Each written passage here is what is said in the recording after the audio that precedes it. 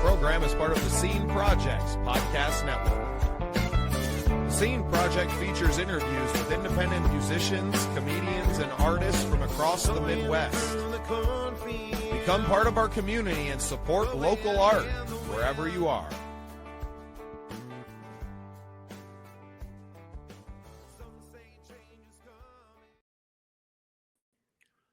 Welcome into a very exciting episode of The Scene. I'm your host, Bubba Startz, and with me today is my friend and award-winning podcaster, Tom Fox. Tom, nice to turn the tables on you. Welcome to my show. Great to be here with you, Bubba. I'm really excited. You know, last year we got to speak on your program. You had me on as a guest, met through the C-Suite Network. A quick shout out to them. What a year that they've had growing and spreading their message. But you were one of the first video podcasts that I was ever a guest on. And since that time, we've had, a lot of experience gained, a lot of mistakes made, but we also won one of our own awards. Now, we don't have a mantle full like you do yet, but we're going to do our best to catch up. But for all of our fans new to you that don't know who you are and what you do, I'd like to just give you the floor and give us a little bit of your backstory. Sure. So I'm a lawyer by professional training. I started podcasting in 2012 in the B2B world of the riveting topic of legal and regulatory compliance. I ended up founding the first and only network in that space, appropriately called the Compliance Podcast Network. Grew that to 75 shows. In 2021, I co-founded another podcast network called the Texas Hill Country Podcast Network. I moved from Houston to a ranch in West Texas in an area called the Hill Country, and I met some like-minded folks who wanted to start a network. So we have a small regional network where we focus much more on human interest and local business people. So that part kind of aligns with, I think, the niche you have found as well. So I play in those two spaces and have a ton of fun doing it. Absolutely. And I've really found my love of podcasting in this last year and the opportunities that it has opened up for us in every realm. You know, when we first started out, it was mostly, we were audio only. I was just kind of getting my feet under me. And I was only interviewing musicians and artists, mostly people that I had known. They were part of my, existing network of people that I had around me. And really at the turn of the calendar last year in 2025, I started to figure out how to kind of put myself out there to talk to people that I didn't know and doing it on video and to watch how podcasting can just change your whole world because of the conversations that you get to have. And to use that platform to support local voices. You know, we have a Scene Project Sports Network where we're covering and talking with local high school sports teams and shining a light on some of our young amateur athletes or local businesses who aren't going to get on the local news channels for one reason or another. And really using our voice and our platform to support the people that are around us every day. Absolutely. And I live in a town that is too small for television. We don't even have our own radio station. We have a newspaper that goes out 3 times a week. And so there is just a thirst for information, for knowledge, for news, for human interest stories. And the welcome to the podcast. Very cool. Co-star, the boss. But the other thing is that I live in a community that's 38% over 65. And guess what? They're all on Facebook. Well, why aren't the businesses in this town on Facebook if your customers are on Facebook? And so it really lends itself to a video approach, not video only, because I'm still a firm believer in the audio component of podcasting. But the other thing that there's been this ongoing dialogue in the podcast community. Can you have a video pod? Is it really a podcast? Is it something different? And one of the very early founders in our space, a guy named Rob Greenlee, said, hey guys, when we started, it was video. We gravitated to the audio format. So let's not talk about something new. We were doing this 20 years ago. So a combination of both is absolutely what every business needs, what every performer needs, what every artist needs. The artists that I talk to are a little bit different than the artists you talk to, because I'm talking to painters, to writers, to movie directors, to actors, to film directors. And so, but they all need to tell their story. And that's exactly it. To me, because I haven't been in it for long, I don't even bother getting into the debates. To me, a podcast is just an independent broadcast. It's something that can be done from someone's home studio or from your phone even. To me, it doesn't matter. I'm not getting caught up in the semantics of it. What is what's the passion behind it? What is the root of why? And to me, it's all stories. It's all about getting these stories out there. Whether it's me telling mine, I really started my podcast because as a musician, I had gone on and guested on a few of my friends' podcasts, and I barely scratched the surface on who is Bubba Startz. So it was like, well, the only way I'm going to have an opportunity to do this is if I'm able to show up more consistently and bit by bit tell my story. And I kind of got that from listening to Joe Rogan and hearing, and eventually you've heard some of his stories so many times, and he feels like a broken record, I'm sure, but he's just relating with the people that are across the table with him, or for us, across on the other side of the computer screen. And we're finding a way to relate as human beings, and that is the basis of relationship. And to me, that's really what podcasting is. And it's not just the relationship between you and I as host or guest, but also that relationship with your fans. It's common wisdom or conventional wisdom in the podcast world that people come for the guest, but they stay for the host. And if you can develop that relationship with the host, people will come back. I tell people I have two metrics, and two metrics only for a successful podcast. Number one, how much did I learn? And number two, how much fun did I have? Now, in the B2B world, I'm a subject matter expert. And if I learn something, my audience is going to learn something. But guess what? I always learn something. I learn something from you simply because you're different than me. You have a different perspective, a different background, different focus. But the second part is, how much fun did I have? Because if I'm having fun, I'm engaged. And people can hear that in my voice. And if I'm engaged, the listener is going to be engaged.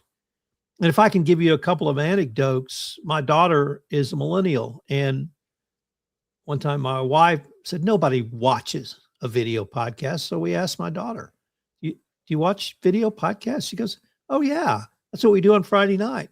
We get the girls come over and we have some wine and we watch video podcasts. Well, here's what it reminded me of, Bubba. When I was in college, Saturday Night Live came out, and we would literally go to bars that had big screens to watch and listen to Saturday Night Live. Now, I recognize that's a professional comedy troupe on network TV, but it's still an audio video format, which is what you're doing in 2026. So I think there's a pretty good track record of people watching audio and watching music and watching people talk about themselves, whether it's a comedy, whether it's a serious, whether it's an entertainment, or whether it's just human interest. Yeah, I mean, that's pretty much all that I watch, our podcast. And what is it besides a talk show? And what is most of TV filled with but talking heads, discussing topics or whatever it might be? Shows like The View and all of a podcast is no different than that. And that's why I don't try to get caught up in the semantics of it. Your show can be whatever you want it to be. And for me, I like conversations.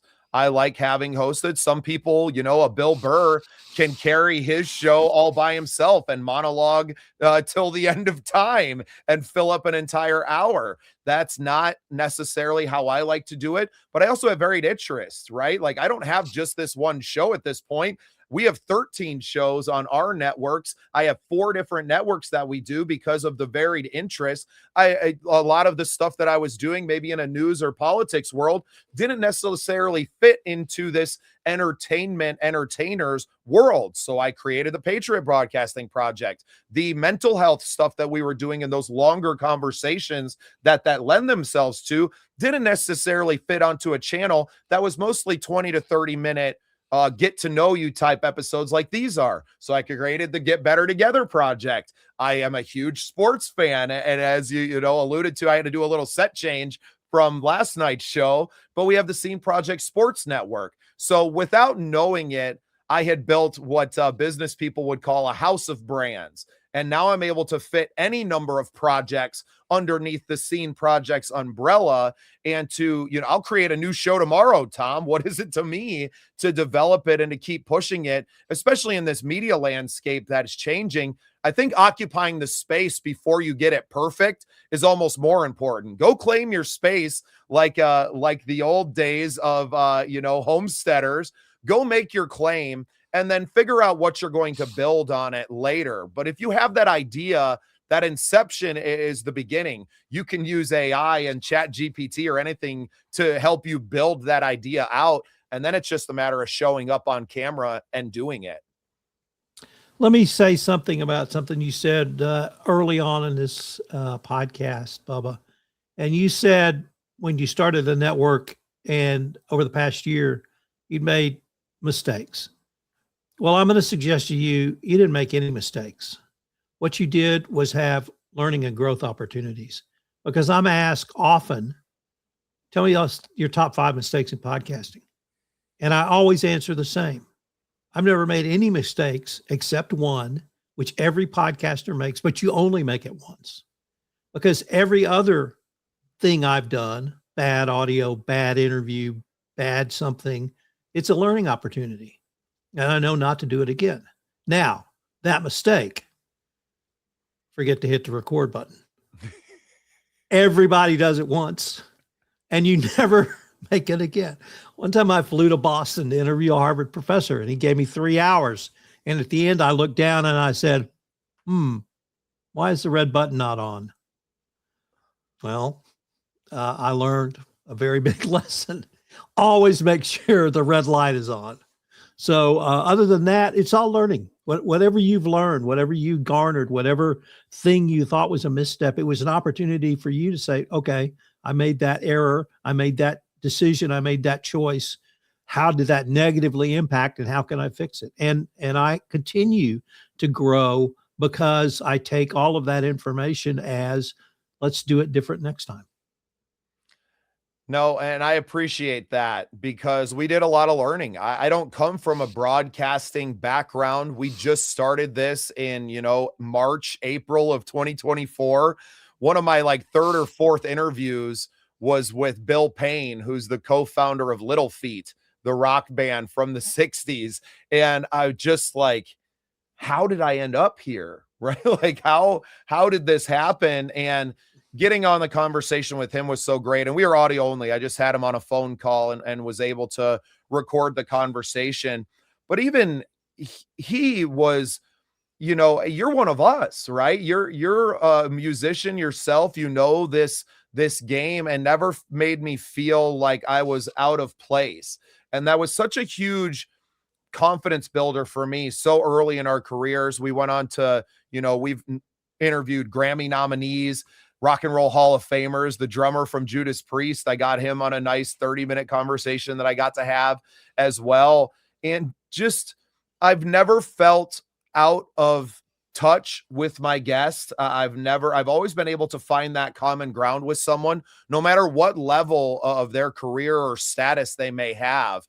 And I've definitely forgot to hit that record button one time. There you go. That was all. And I've had the batteries die on the cameras one time. And you learn, at least at that point, I had already been smart enough to have a backup audio version just running, and was able to make the video podcast work, inserting some photo clips and some B-roll from some of our other coverage. But exactly, I wouldn't have known that without having made, having those opportunities earlier to know better.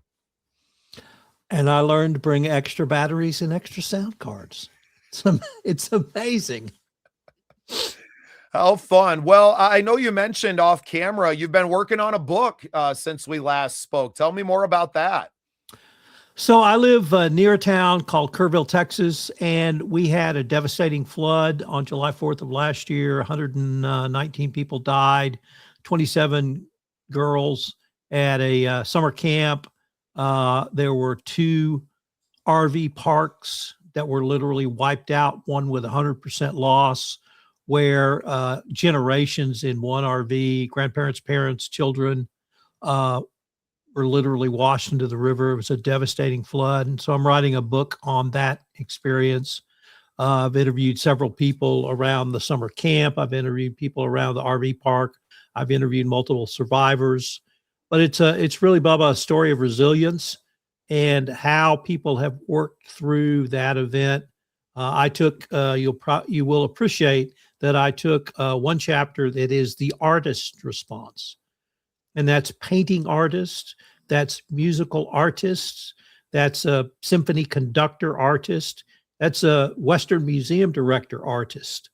And there was a girl from the summer camp, a teenage girl, who rewrote the song Hallelujah to honor those at her summer camp. It was a camp named Camp Mystic who died. And you'll appreciate this. She sang that at the opening football game of the Kerrville high school team. And I assume high school football is going to be as big in South Dakota as it is in Texas. It's the only time in my life I've heard dead silence at a high school football game ever, and a lot of tears when she sang it. And so those stories, those human interest stories, I really want to tell that, how the city rebounded, how literally the world helped donate monies for rebuilding, and people came as far away from rescue teams from Czechoslovakia came to help try to find those who got washed into the river and died. So that's my big project right now. It was absolutely tragic to wake up and see the news, and as fast as news travels now, and not necessarily unprecedented in that Texas Hill Country because of the geography of the area and the propensity for these large storms. And, I know a lot of talk in there, and I'm sure there was, a lot to talk about it more in there, the alarm systems not working, or warnings maybe not going out as they should have, precautions being taken that caused this massive loss of life. But these storms happen, and that area is known for flooding. It's the reason that you have all of the reservoirs around that area to mitigate some of that. But when you have, I don't even 19 inches of rain or something in a few hours, maybe, we can't fathom that amount of that torrential downpour and what that means downstream when the land just doesn't absorb it. Right. In the hill country, it just runs straight off. It's the reason that you have these ravines and the way that the country is shaped because of that. And I think that if you go back, and I'm sure you did in your book, that they've had these kind of floods around in this area and other parts of the hill country for hundreds of years, thousands of years probably, but during human, habitation since, the 1800s, when people started to really habitate this area of the world. 1932, 1955, 1968, 1987, 1997, 2002. So yes, we've these aren't 100-year floods. These are 20-year floods. 20-year floods that they call 1,000-year floods. Well, I've lived through a 1,000-year hurricane. And I just, you guys have weather up there that we don't have, fortunately, but it's always going to be there. And the worst is going to be the next storm. So you just have to be ready for the worst. Yeah, we're known for our snowstorms more than our rainstorms. Although we do get, pretty deadly, and we had a lot of tornadoes out here in South Dakota this year, but we don't have the population that it does. So while you may have these massive storms and huge tornadoes, they very rarely hit a major population center, right? You're not having a massive loss of life. It may wipe out a town, but we're also prepared for those things. And while you have property damage, you're not necessarily getting the loss of human life. And bless you for recording this history, because I think that's important, because the national media can shape a narrative, if not for historians like yourself capturing that. And I think the artist as well, are these songs become the stories that maybe when the books or the Wikipedia pages disappear, that we have the songs to, and the paintings of these moments in time, and to remember all of those, rest in peace, those souls that were taken from us in that historic event. Well, and it really speaks to the role of art in so many different things, whatever that your art might be, but the role of art to excite us, to move us, to help us, get through grief, to help us understand, to help us move together as a community. And certainly the musician community was a large part of that as well. So kudos to you and your colleagues. Well, and Kerrville has a big folk festival there too, don't they? I have a good friend who's always talking about that little town in Texas. Well, you need to come down and if not play, sit in, because it's a 54th year this year. It's I'm very involved in it, and it's just singer songwriters. Now they occasionally play some rock and roll, nothing wrong with that. But it's literally singer songwriters, and from all over the country, and the top folk artists. Very laid back, very mellow. They've got a great art scene. It's over 3 weekends, so 21 days. A lot of people come and camp out for the event, and some people stay. I have one friend who's been doing it for 30 years. She spends the entire time there and just loves it. But it's a great scene. It's great music. It's great for the musicians to showcase their talents. They have a new songwriters contest that I think is very well thought of to help take people to the next level. And it is really one of the top folk festivals in America. Yeah, shout out to my friend Matt Faulkner. He puts on a big a singer-songwriter festival up here called the Montrose Folk Festival, and just an incredible individual in his own right, very about these songwriters. And I think he learned a lot of that down in Kerrville, and how adamant they were about the people who are writing the songs and not necessarily the ones who are performing them. And, what is folk music if not our record of history, our human history in song? And absolutely love it. So looking forward to getting down there. I don't know if I'll make it this year. We've got plans to be down in Texas in March for South by Southwest, which I know you mentioned you'll be there as well. Yeah, there are 2 major podcast conferences in the U.S., Podfest Expo, which is next week, and Podcast Movement. Well, Podcast Movement has new ownership this year. It's run by a guy named Brian Barletta, and they are going to be running the podcast track at South by Southwest. And I'm part of the group that's helping to sponsor that. So I'm very excited about that. It's actually my first South by Southwest. I'm somewhat ashamed to admit, but I'm looking forward to the podcasts. I'm looking forward to the music, and I'm looking forward to maybe catching up with you. I would love that. I was very fortunate to actually get invited to Podcast Movement when it was in Grapevine last August, and got one of their scholarship tickets. So I made the 15-hour one-way drive down from South Dakota to spend about 4 hours at the conference.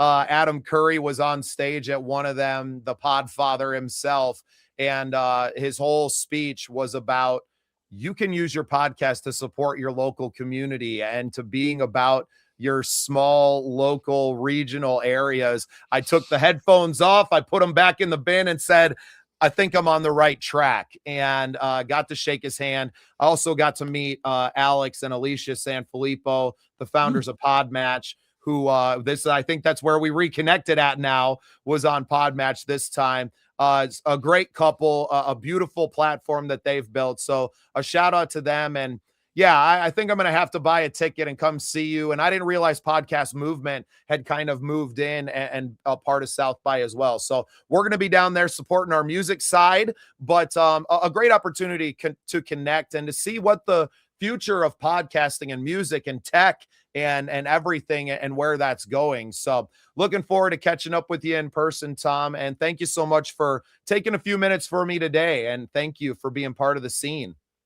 Well, Bubba, I hope we can continue this conversation.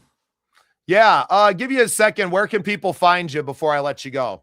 Sure. I'm on LinkedIn at Thomas R. Fox. I'm also on Facebook and Instagram, Voice of Compliance, and my website. The two of them are www.compliancepodcastnetwork.net and www.texashillcountrypodcastnetwork.com. Awesome, Tom. Well, have a great rest of your day, and I'll be catching up to you in a few months. It's a deal, Bubba. Thank you.